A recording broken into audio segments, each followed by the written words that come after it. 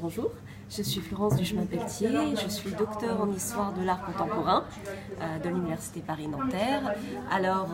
J'ai travaillé à une thèse sur l'art inuit contemporain et je suis entrée à l'Institut national d'histoire de l'art en 2015, donc il y a quelques années.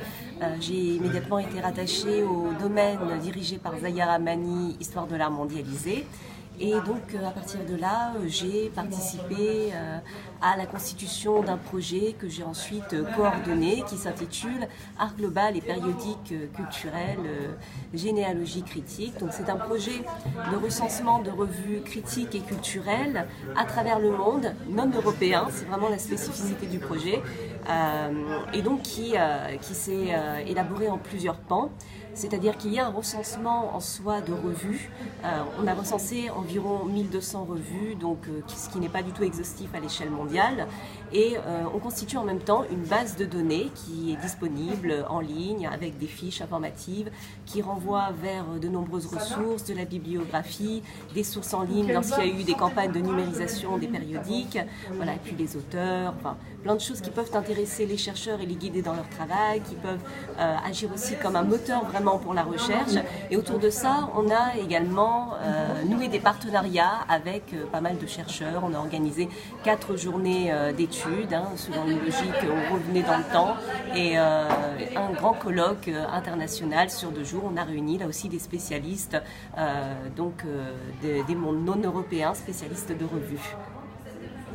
Dans ce corpus de plus de 1200 travaux, est-ce que tu as un palmarès de tes préférés? Est-ce que tu peux nous parler d'une revue en particulier qui t'a marqué par son originalité, Un palmarès des revues.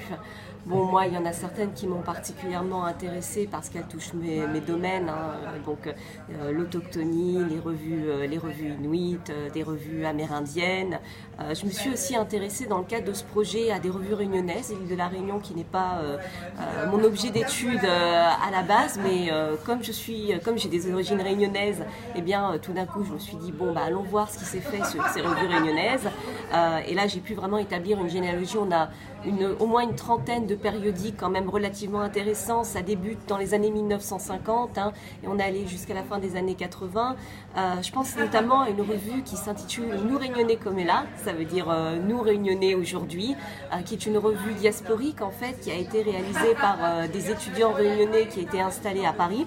Et cette revue est très intéressante parce que déjà elle a un grand format, elle a un format journal, enfin elle est très manipulable, et elle se veut une espèce de guide qui va permettre à son lecteur d'apprendre le créole, mais le créole écrit. Parce qu'il y a tout un enjeu de mise par écrit du créole, quelle graphie utiliser, est-ce qu'il faut s'éloigner du français, donc une graphie, est-ce qu'il faut doter une graphie étymologique ou une graphie phonétique, donc qui au contraire va s'éloigner le plus possible à travers l'usage de K, de W, etc. Voilà. Et en fait, la population réunionnaise parle le créole, parce que tout le monde parle le créole, mais ne l'écrit pas à cette époque. Et c'est d'ailleurs toujours difficile, on écrit très peu le créole et tout le monde l'écrit différemment. Donc il y a tout cet enjeu avec des espèces de lexiques, avec des mots anciens également qui sont mis au goût du jour à nouveau. Il y a des alphabets, enfin voilà, il y a toute une initiative pour essayer d'apprendre à la population à écrire ce créole, à s'emparer de cette langue pour la légitimer et la faire accéder à un statut véritable de langue et non de patois.